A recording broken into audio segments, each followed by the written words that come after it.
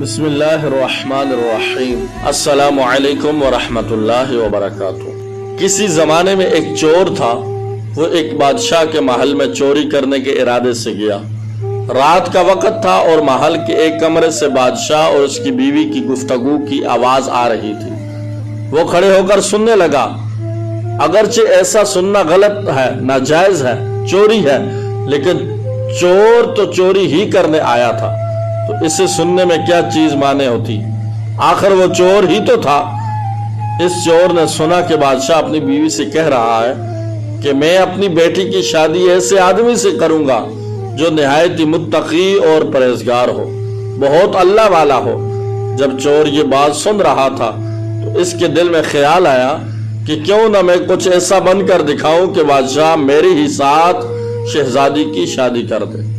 دل میں ایک ہرس پیدا ہو گئی کہ اب وہ چوری کرنا تو بھول گیا، لیکن دھوکہ دینے پر اتر آیا، اور گھر جا کر بہت دیر تک سوچنے لگا کہ کسی طرح میں اس بات میں کامیاب ہو سکتا ہوں۔ پھر ایک تدبیر اس کے سمجھ میں آئی کہ بادشاہ کے محل کے قریب ایک مسجد ہے، اس میں جا کر بزرگانہ لباس پہن کر ان کی وضع و قطع اختیار کر کے وہاں دن رات عبادت میں مشغول ہو کر بیٹھ جاؤں تو شاید یہ بات بادشاہ تک ضرور پہنچے گی کہ کوئی آدمی یہاں ایسا متقی اور پرہیزگار ہے جو دن رات اللہ کی عبادت میں مصروف ہے، تو ہو سکتا ہے کہ بادشاہ کی نگاہ میرے اوپر پڑ جائے اور میں شہزادی سے شادی کے لیے چن لیا جاؤں۔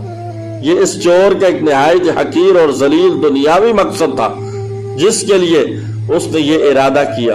پھر اس نے اپنے پروگرام کے مطابق بزرگانہ لباس و پوشاک اور وضع و قطع اختیار کر کے اس مسجد میں جا کر نمازوں پر نمازیں، ذکر و تلاوت، مراقبہ سب شروع کر دیا۔ دن گزرتے رہے، لوگوں میں شہرت ہوتی گئی کہ کوئی اللہ والے بہت بڑے ولی یہاں آگے ہیں جو دن رات عبادت کرتے ہیں، یہاں تک کہ یہ بات بادشاہ تک پہنچ گئی کہ یہاں کوئی اللہ والے آ کر بیٹھے ہیں، جوان، زہد و عبادت میں لاجواب، تقوی اور طہارت میں بے نظیر۔ جب بادشاہ کو یہ بات معلوم ہوئی تو انہوں نے اپنے ارادے کے مطابق غور و فکر شروع کر دیا کہ شہزادی کے متعلق جو سوچا تھا اس کے لیے اسی کا انتخاب کیوں نہ کر لیا جائے۔ بادشاہ نے اس سلسلے میں گفتگو کے لیے اپنے وزیر کو بھیجا۔ وزیر اس شخص کے پاس مسجد پہنچا اور باادب کھڑا ہو کر اس سے کہا کہ میں آپ کی خدمت عالیہ میں بادشاہ کی طرف سے ایک پیغام لے کر آیا ہوں۔ اس نے پوچھا کیا پیغام ہے؟ وزیر نے بتایا کہ بادشاہ نے کئی سال پہلے یہ فیصلہ کر لیا تھا کہ وہ اپنی بیٹی کا نکاح ایک ایسے شخص سے کرے گا متقی اور پرہیزگار ہو، اللہ والا ہو، اور اس کی تلاش میں تھے۔